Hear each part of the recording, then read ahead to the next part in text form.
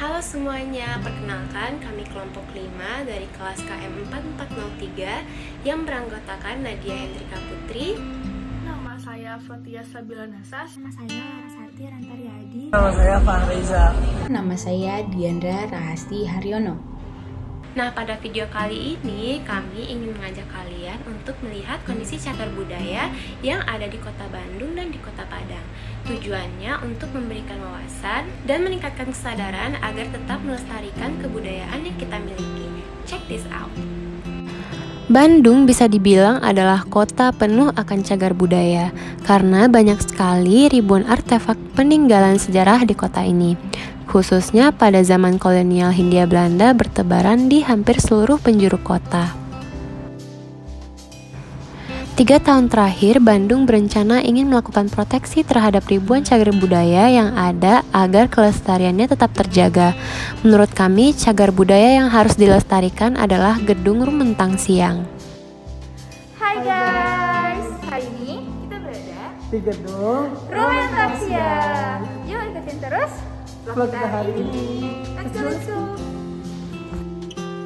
Gedung Rumentang Siang berdiri di kota Bandung pada tahun 1930 dan terletak di Jalan Baranang Siang dekat Pasar Kosambi.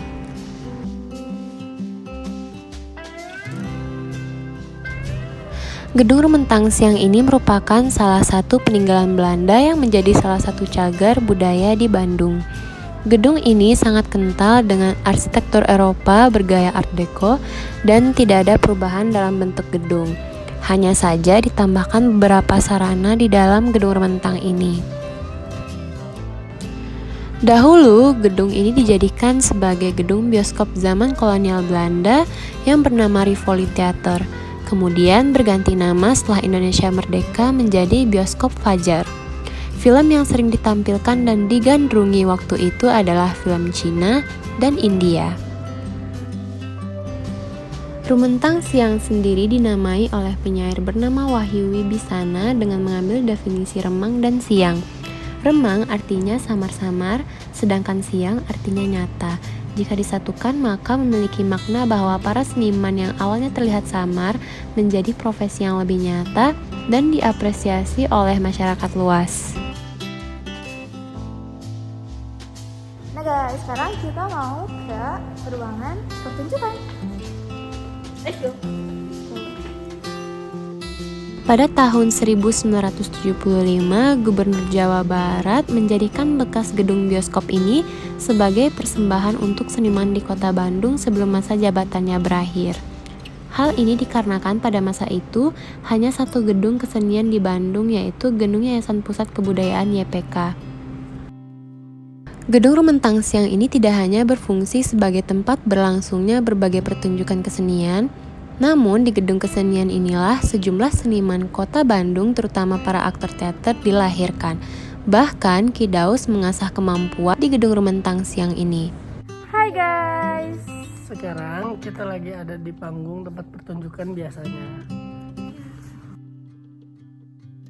Melihat fungsi dan sejarah tentang Rumentang Siang, gedung kesenian ini merupakan salah satu nyawa kekayaan terhadap kebudayaan lokal.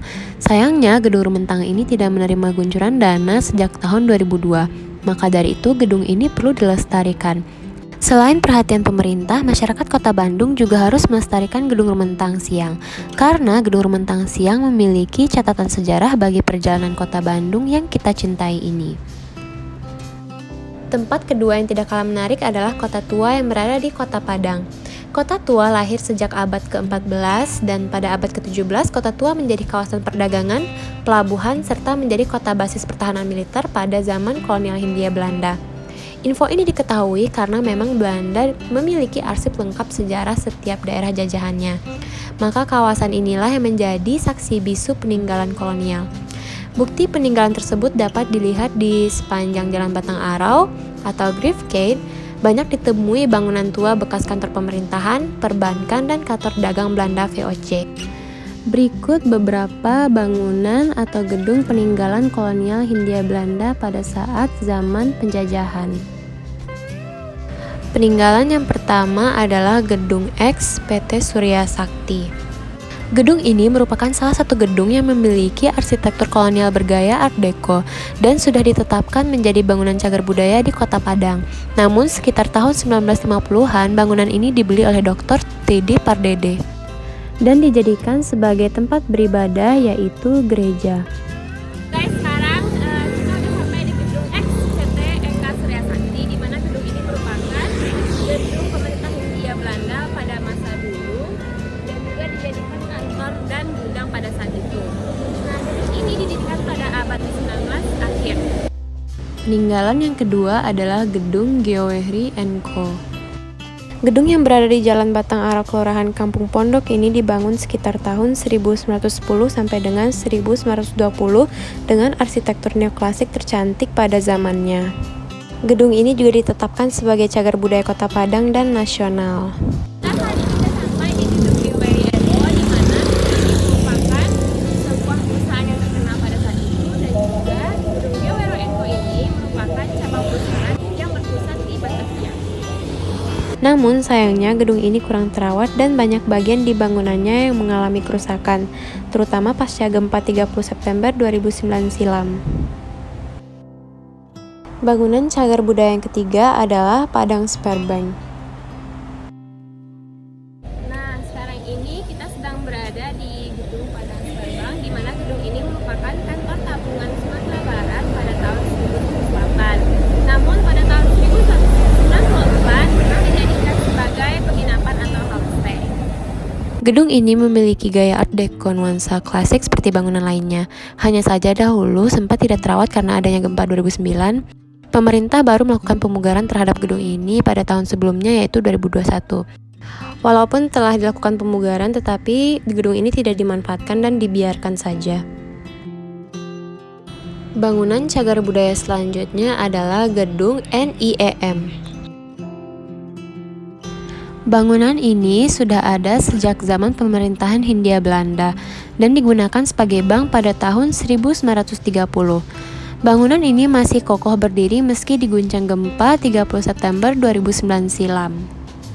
Seiring perkembangannya, nama bank ini selalu berubah-ubah seperti Eskom Tobeng NV, kemudian menjadi PT Eskom Tobeng, selanjutnya menjadi PT Bank Dagang Negara, dan saat ini menjadi kantor Bank Mandiri cabang Muaro. Nah, itu tadi merupakan gedung peninggalan penjajahan kolonial Belanda. Walaupun sebagian gedung sudah dimanfaatkan untuk kepentingan beribadah dan kepentingan sosial, namun masih saja terdapat cagar budaya yang terlantar dan tidak dimanfaatkan oleh pemerintah dan masyarakat. Kesimpulan yang dapat diambil adalah cagar budaya merupakan warisan budaya yang perlu dilestarikan keberadaannya karena memiliki nilai penting bagi sejarah, ilmu pengetahuan, pendidikan, agama, maupun kebudayaan. Namun masih saja terdapat cagar budaya yang kurang akan perhatian pemerintah, di mana tugas pemerintah sendiri ialah untuk mempertahankan cagar budaya dengan cara melindungi, mengembangkan, memanfaatkannya, dan mensosialisasikannya. Kelemahan lainnya juga diikuti dengan terbatasnya kriteria pelestarian cagar budaya seperti kurangnya pedoman teknis pemugaran, pengamanan, dan pengelolaan. Namun yang tidak kalah penting ialah kesadaran dan kepedulian sebagian masyarakat terhadap nilai penting cagar budaya itu sendiri masih sangat rendah. Maka dari itu, penting bagi kita generasi muda dan juga penerus bangsa untuk memberikan perhatian terhadap isu pelestarian budaya ini dengan cara menghayati, mengapresiasi, lalu mengenal objek serta memiliki pemahaman mengenai peninggalan sejarah seperti cagar budaya.